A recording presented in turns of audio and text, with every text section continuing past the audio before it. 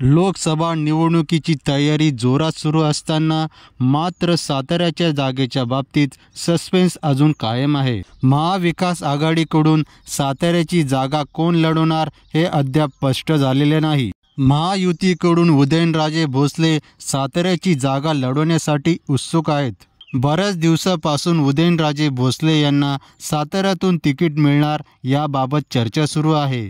मात्र अजून देखील उदयनराजे भोसले यांच्या नावाची अधिकृत घोषणा झालेली नाही। त्यामुळे साताऱ्यात नेमकी लढत कोणाची होणार याकडे सगळ्यांचे लक्ष लागून आहे। उदयनराजे भोसले यांना याबाबत प्रश्न विचारला असता ते म्हणाले की लोकसभेची जागा कधीतरी जाहीर करावीच लागणार आहे।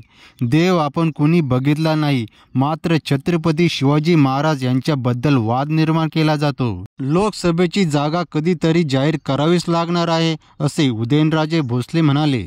अशाच राजकीय आणि सामाजिक बातम्या जाणून घेण्यासाठी आपल्या चॅनलला करा सबस्क्राईब। व्हिडिओ आवडल्यास व्हिडिओला करा लाईक।